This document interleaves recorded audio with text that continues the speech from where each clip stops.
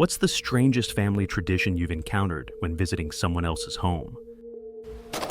They all got up at like 7 a.m. sharp, showered and dressed for the day, and then went downstairs to eat breakfast together at the table. I guess that's not weird in of itself. Well, it was for me. The weird thing is that apparently they didn't inform guests of that. I slept over said friend's house when I was 11 to 12, and wondered where my friend had wandered off to when I woke up. I came downstairs still in my pajamas, hair unbrushed, to find them at the fully set up table finishing up. Pancakes, eggs, bacon, orange juice, the works. The parents shot me a dirty look. They said I couldn't eat at the table because there wasn't enough room, and they only made enough for their family. They offered me a bowl of cereal instead, LOL. I wasn't even allowed to take a shower because I didn't bring any toiletries and they didn't have any to spare. I went home hungry and in my pajamas. I would not call this tradition, but I went over to someone's house in the summer when I was a kid. And for breakfast, they brought their son the food from the previous night's dinner that he didn't eat. They had blended it in a blender and heated it up for him. It was spaghetti or something. His mom said, "We don't know how you do things in your house, but in our house, when we pray over the food, we have to eat all of the food." I can't explain it adequately, but it was creepy. As a teen, my family and I went to the house of one of my dad's work friends who was a widow, and she had 2 daughters for dinner. I noticed that she treated one daughter much better than the other, the older one. It was really strange. After I went home, I told my parents that I noticed that happening. My mom got quiet and told me that she can't tell me why. That was because I was too young to understand and I might get upset. I told her that I am old enough to handle it, and if I get upset, that's my business. Then she told me that the elder daughter was treated better because she was the actual daughter of the woman, and the other daughter was actually the daughter of that woman's best friend. And a situation arose where her husband had an affair with the friend, and the daughter was the result of the affair. Her husband and friend ended up in a car accident and were both killed, and she left the child to her friend. This girl was a permanent reminder of the infidelity, and a reminder that her mother's affair is the reason her friend's husband is no longer living. Being like 14 to 15 at the time, I was absolutely shocked by this. It felt very soap opera. I was watching soaps and telenovelas at the time, so it felt like a plot from there. But I felt so sad for the friend's daughter having to live in the aftermath of a situation she had no part in causing. My friend's mom used to sit on people's heads while they were on the couch and fart. I was horrified the first time I witnessed this. My friend said, "Haha, she does that, it's her thing." Never encountered it again, and it is not, in fact, a thing. My husband's family Christmas. My mother-in-law passes out all the gifts to each person they say go, and everyone chaotically tears into their gifts. Not looking at who they are from, not saying thank you, tossing gifts into a pile. It's all over in like 30 minutes, and then they go on with their day. These aren't kids either. This is grown adults in their 40s, 70s, and 90s. I was so overwhelmed, and we haven't been back. I had spent hours making my mother-in-law and grandmother-in-law a photo album of family photos, and they just ripped into the package and tossed it aside. Didn't even say thanks. When I asked my husband about it, he shrugged and said, "That's just how they do it." As someone who also puts everything into finding the perfect gift for each person, this is the most disturbing thing here. Worse than the farting mom. That's how I felt. I spent so long searching for the right gift and making photo albums. Then we had to ship everything. They live far away.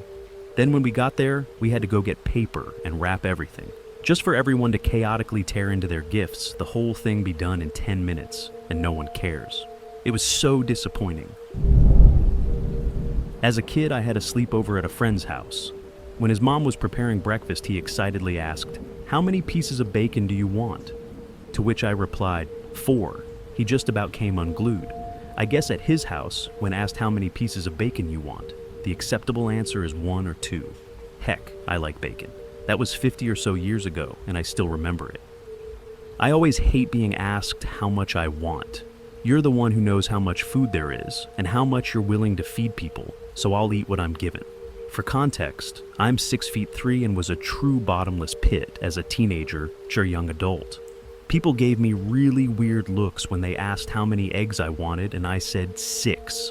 Why'd you even ask then? If you mean, do you want 1 egg or 2? Then say that. I had one sit-down around the table dinner with a friend's family growing up. After dinner, you could not be excused until you drank a 16-ounce glass of milk. No rhyme or reason, well, none given either. The mom got up after the dad surveyed everyone's plates to make sure you cleared it, nodded to the mom, and she went to the kitchen and brought back a gallon of milk in glasses, poured, passed them out, and the dad said, "You can be excused when you're done." Once I told my mom she didn't allow me to stay for dinner ever again. I can understand water, but milk? My husband's family, except him. He always found it disgusting, just tried to ignore it, and didn't have the confidence to say it was disgusting until I came around. Not only stirring food with a spoon they keep licking, but actually making a point of it because they're sharing the love by stirring their spit into the food they're serving. Even worse when it's something like potato salad that doesn't get cooked afterward and they're using their unwashed hands instead of a spoon. Also, I'm not sure if it's considered strange. From my experience, many people here on Reddit think shit like this is okay and or normal, but they have a policy of never returning dishes empty and clean. You're supposed to return it full of food for the owner. No thanks, I'm gonna assume it's there to cover up a half-ass washing, because it's a hell of a lot easier to just shovel food into a bowl. I was dating a Czech girl in Ireland and we flew back to her small village, situated just 30 kilometers outside Prague, to meet her parents. We were all sitting outside on the patio in the sun eating lunch, and the mother of the family walked proudly down from the kitchen with 2 steaming hot plates, one for the actual patriarch of the family and one for me, the guest. My girlfriend was translating everything, and the plate was placed down for me to savor. A thin, gruely soup with a few slices of onion, but right in the middle, a nice juicy rabbit's brain. It was tiny, but it was its brain. I nearly vomited but kept smiling. "My mama wants to give you the brains of the rabbit as you are our guest of honor today." Thank her for me," I said queasily. She kicked me under the table. "Eat it," she whispered to me as the parents stared at me in the hopeful expectation. I pierced it through its parietal lobe and scooped it into my mouth. I had a glass of Coke with me, so swallowed it whole, like a Brussels sprout, and washed it down with vigor. They burst into applause. "You are in the family now. You eat brains." It was something I thought I would never hear outside of a George A. Romero film. The attraction to that beautiful Czech girl ended that day. The idea of never-ending brain feasts with her family forever was enough to cool things with her. I had a good friend in school back when I was maybe 13, and one Friday he said I could come over and spend the night if I wanted to. The plan was to get jacked up on sugar and play video games, so that sounded awesome. My parents said okay, so I biked over to his house and arrived a few hours before dinner. Everything was fine. House seemed normal, parents and siblings seemed normal. No big deal until it was time to eat. The dad came out singing a song about washing our hands and mouths. My friend said we had to wash our mouths so the food won't get mad and it will decide to taste better. The washing involved that nasty yellow Listerine. They filled the bathroom sink with it, and my friend dipped his hands in, then scooped some up in a cup, rinsed and gargled, and spit it back into the sink.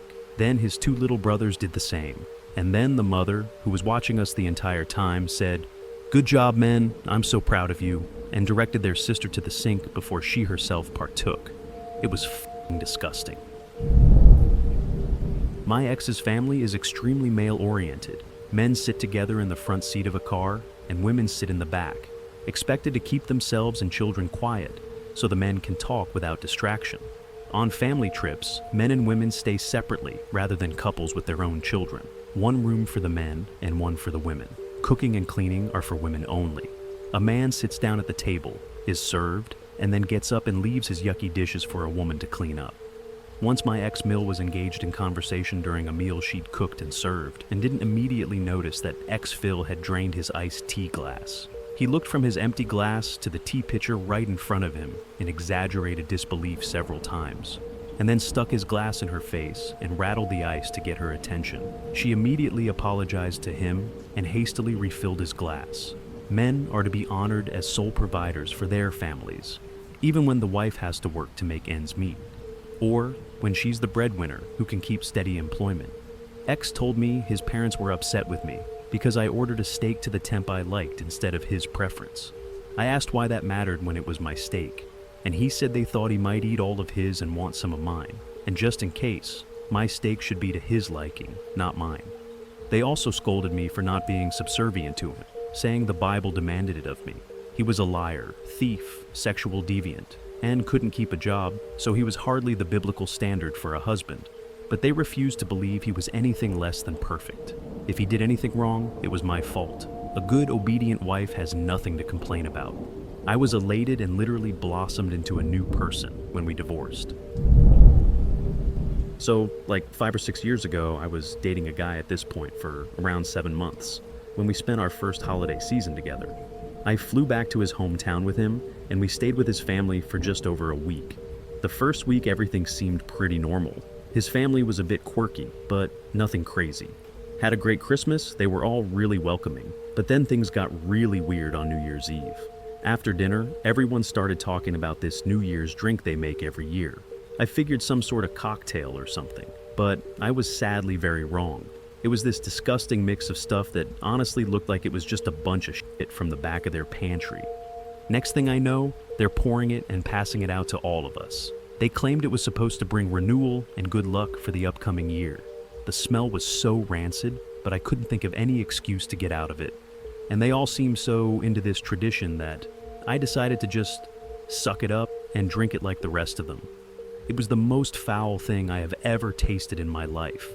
I'm talking thick and chunky and somehow bitter and sour at the same time.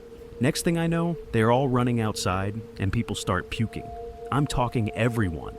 They'd all chugged this nasty drink and were just leaning over, letting it all come out on the lawn. They weren't just puking, but they were all clapping when each person puked. It felt like I had walked into some bizarre cult ritual.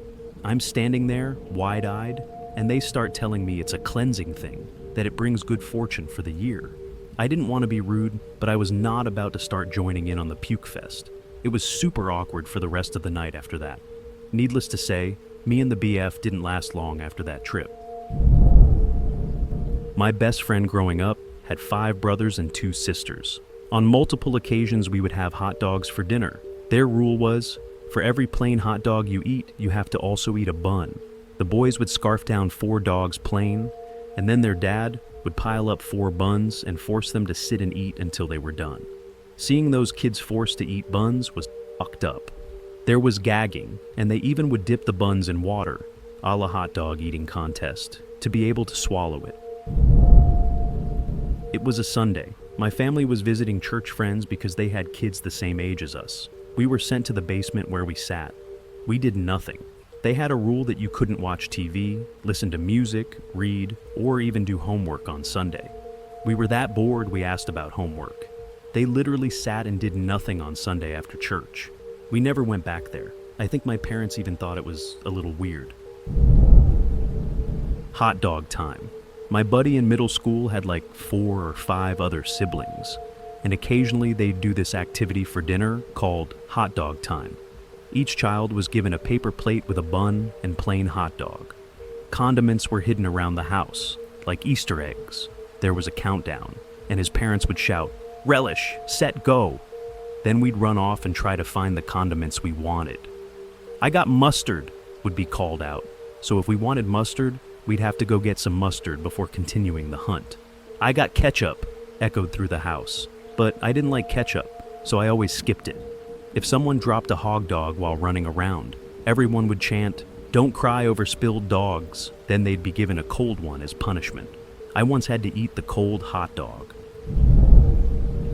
My uncle does real gifts for everyone on Christmas, but then you get something random too. This year, I got a piece of toast. He toasted a piece of bread, stuck it in a Ziploc, and stuck that in the gift bag with some much appreciated gift cards. It's fun when someone brings a new partner over and they're so confused. I've gotten zip ties, a turkey baster. I think one partially used 9-volt battery, or it was a package of 2 that had 1 left, I can't remember. All of them have been useful at some point, especially the 9-volt BC. My smoke detector needed a new battery almost immediately after LOL. My kid even stole the piece of toast when he was hungry and found it in the gift bags. It was early the next morning, before the sun was even up, and I forgot it was in there. He said it was actually really good. There was no butter or anything on it. It's a cute tradition, and I can't wait for my kid to be old enough to get one, but he's still young enough that he's not even really aware of the joke right now.